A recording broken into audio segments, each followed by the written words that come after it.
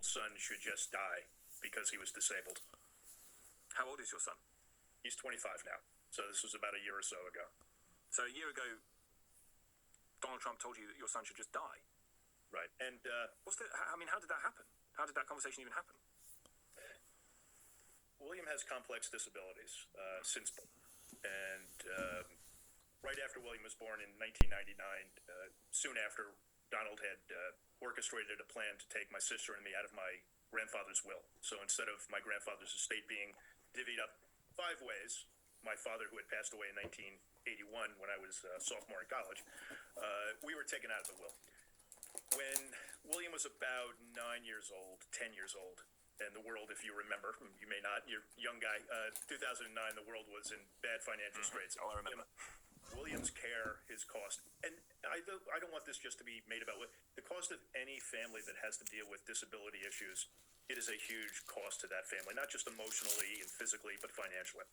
So I went to Donald, who I still had a relationship after the lawsuit we went through, started a fund, but the fund really was just money that was due me, but taken away during that lawsuit when he took me out of my grandfather's will. So I had said, look, last year, the fund that was created is running low. I need you to help. And he just said that. He said, your son doesn't recognize you. Let him die and move down to Florida. Now, I just would like your listeners to understand, and if they read the book, they certainly will understand. Donald never met William, never asked to meet William. He just said that, which is pretty horrible, obviously. The Trump campaign denies that he said this to you. They say that this is sort of fake news. Okay.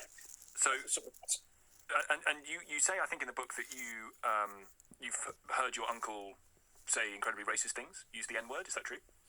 That is true. But let me just, if you don't mind, back in 2020, in May of 2020, when I was certainly in the midst of my advocacy on behalf of the intellectually and developmentally disabled people, I brought a group down to the Oval Office called Equally Alive.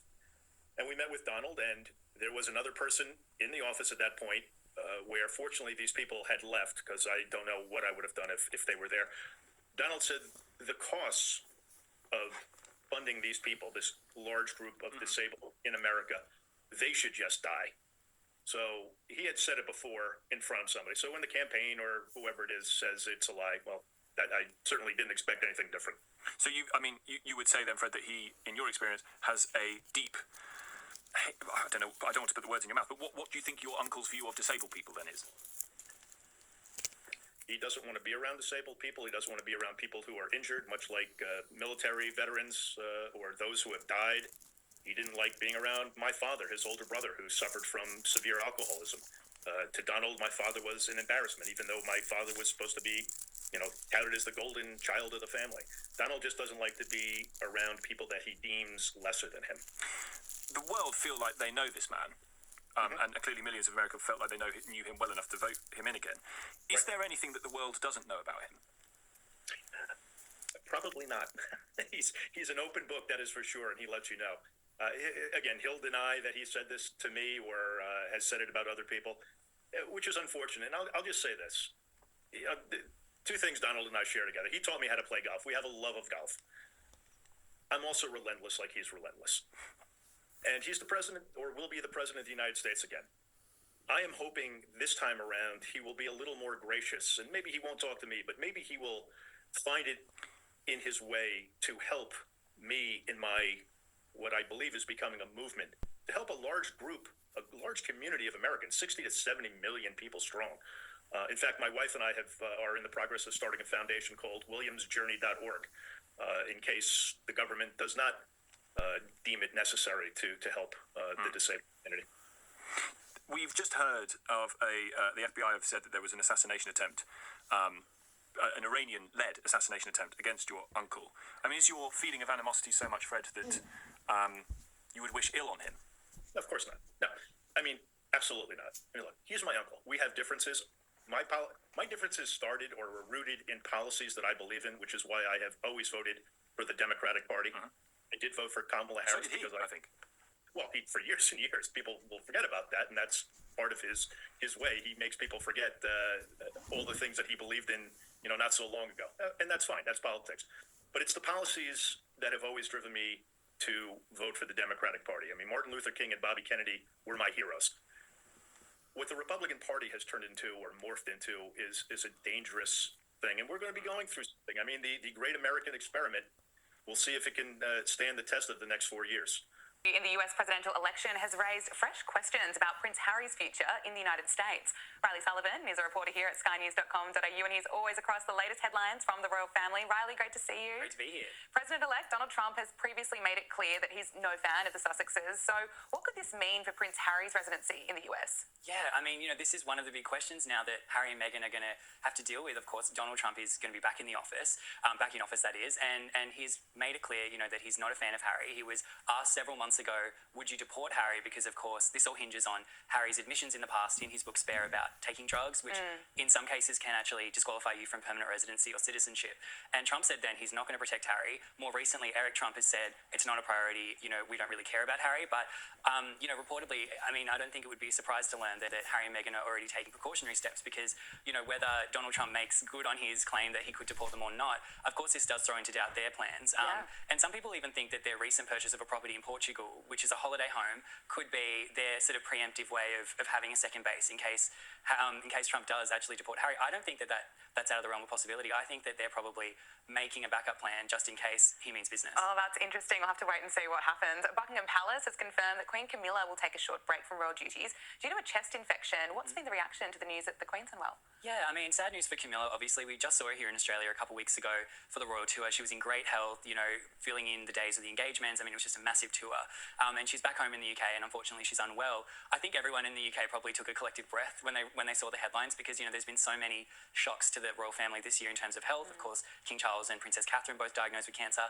Luckily, this isn't that serious. Buckingham Palace has said that it is just a pretty mild chest infection, but still, Camilla's going to be out of action for the time being.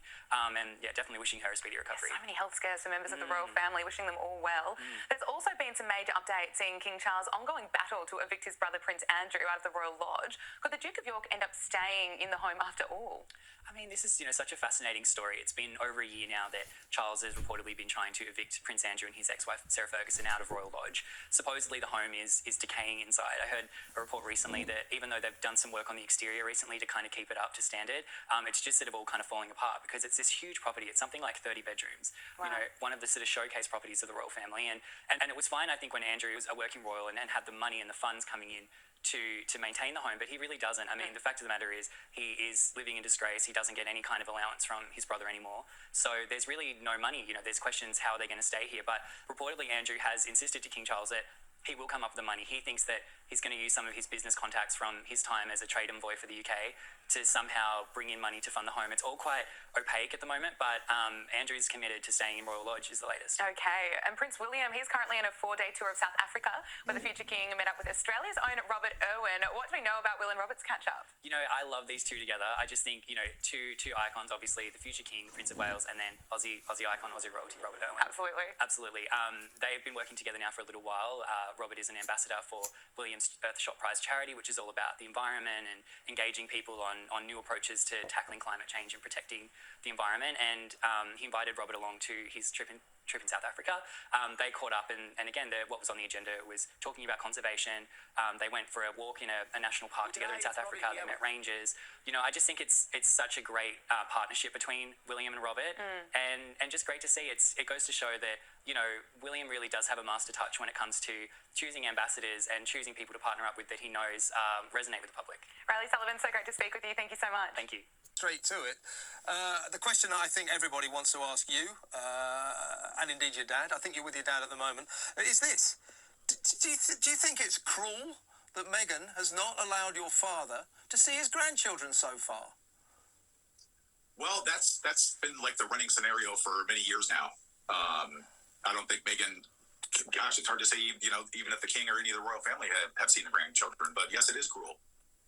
And I think you're with your dad down in Mexico at the moment. I mean, you know, obviously he's not a well man. And recently he had his 80th birthday. And I remember we were covering that story. I mean, not talking to your dad, obviously. But, you know, we're all getting quite upset. I think it's really, really unpleasant that, you know, a guy who's not very well, who's 80 years old, all he wants to do is see his grandchildren. And for some reason, Meghan won't let that happen. You're right about the King. I think he's seen them once, but he hasn't seen them for a long, long time. So your dad and the King are sort of in the same boat, being prevented from seeing these little kids by Meghan. What goes on in her head, do you think? Well, I think that's the $1 million question. You know, what does go on in Meghan's head? I mean, that's actually kind of funny because nobody really knows. I really don't understand even her cutting my father off from the beginning, like right before the wedding, when she says you have to disown Samantha and Tom if you want to come to the wedding. It's just very bizarre how she cut all communications off to the man who did everything for her and put her in the place that she's in. Very, very strange and cold, calculated, very, very odd behavior. Did you're Meghan's half brother, and so is Samantha is Meghan's half sister. You all kind of grew up together. When you were kids, did you spot this kind of ruthless side of Meghan's character? No, there was just you know, I mean, all kids have little attitudes. You know, growing up, they start filling the form that they're going to be for the rest of their lives. There was a few times when you could just definitely see that she had an attitude. She definitely, I mean, even Dad admits this, that she was a little too spoiled, given everything without even asking or wanting for anything. So there were a few times when, you know, you see this little attitude come across or whatever, and she was always jealous of me and Samantha, including Doria. And I think from day one, even Samantha has said this numerous times about there was really no room for Tom and Samantha in their lives. You know, is what it is, but there were noticeable little attitude adjustments.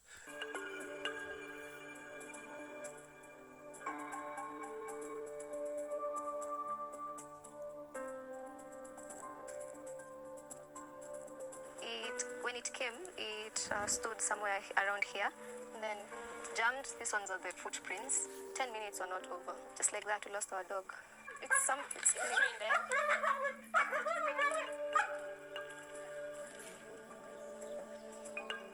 Kugeuka kuangalia, nikapata tayari simba ashafika kwa boma. Nibidi nichukue panga, nigware kwenye bati, angalau ili aweze kutoroka. We were shocked because we were outside looking for our dog, and the lion was like just a few meters away from the gate.